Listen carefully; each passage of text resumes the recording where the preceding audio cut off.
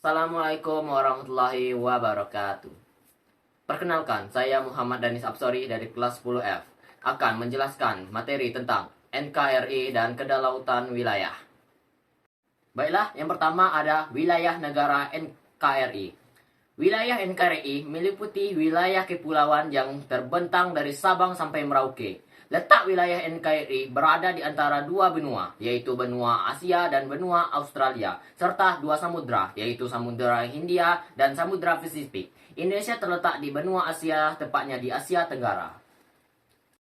Menurut Undang-Undang Nomor 43 Tahun 2008 tentang Wilayah Negara Pasal 1 Ayat 1, Wilayah Negara Kesatuan Republik Indonesia yang selanjutnya disebut dengan wilayah negara adalah salah satu unsur negara yang merupakan salah kesatuan wilayah daratan, perairan pedalaman, perairan kepulauan, dan laut teritorial beserta dasar laut dan tanah di bawahnya. Lautan atau perairan teritorial merupakan bagian wilayah dari suatu negara. Sehubungnya res nullius menyatakan bahwa laut yang tidak ada pemiliknya dapat diambil dan dimiliki oleh tiap-tiap negara.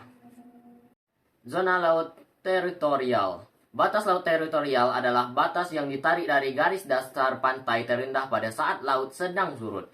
Panjang garis yang ditarik ke arah laut selepas ini sebesar 12 mil. Pada area laut yang termasuk dalam garis dalam tersebut, kedaulatan penuh dimiliki oleh Indonesia.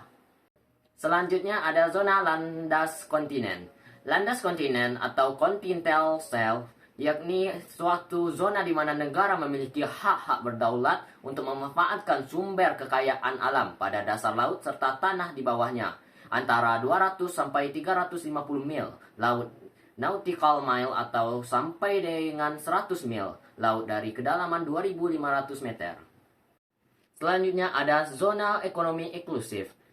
Zona ekonomi eksklusif adalah zona yang luasnya 200 mil laut dari garis dasar pantai, yang mana dalam zona tersebut sebuah negara pantai mempunyai hak atas kekayaan alam di dalamnya dan berhak menggunakan kebijakan hukumnya, kebebasan bernavigasi, terbang di atasnya, ataupun melakukan penanaman kabel dan pipa, seperti kita lihat di gambar yang ada di atas. Selanjutnya, kita masuk ke wilayah udara. Wilayah udara meliputi daerah yang berada di atas wilayah negara atau di atas wilayah darat dan wilayah laut teritorial suatu negara. Selanjutnya ada wilayah ekstrateritorial. Ekstrateritorial adalah daerah yang menurut kebiasaan internasional diakui sebagai daerah kekuasaan suatu negara meskipun daerah tersebut berada di wilayah kekuasaan negara lain. Daerah ekstrateritorial meliputi sebagai berikut. Yang pertama ada kapal yang berlayar di bawah bendera suatu negara. Maksudnya, kapal yang berlayar menggunakan bendera suatu negara dianggap sebagai wilayah negara yang benderanya diberikan. Dan selanjutnya ada kedudukan atau perwakilan tetap di wilayah negara lain, yaitu di wilayah ini diberlakukan larangan terhadap alat negara. Misalnya polisi lalu penjabat kehakiman yang memasuki suatu negara tanpa izin dari pihak kedaulatan. Selanjutnya ada batas negara KRI. Sebelah utara, batas daratan sebelah utara negara Indonesia terdiri dari Malaysia, Filipina, Singapura, serta Laut Cina Selatan. Lalu di sebelah barat, batas daratan sebelah barat negara Indonesia terdiri dari Samudra Hindia. Selanjutnya sebelah timur ada batas daratan sebelah timur ada negara Indonesia terdiri dari Papua Nugini serta Samudra Pasifik. Lalu di sebelah selatan terdiri dari Timor Leste, Australia, serta Samudra Hindia. Selanjutnya ada perairan Natuna. Perairan Natuna adalah Laut Natuna Utara adalah perairan dangkal yang terletak di sebelah utara Kabupaten Natuna. Penamaan ini dilakukan oleh pemerintah Indonesia sejak Juli 2017. Indonesia mengganti wilayah utara zona ekonomi.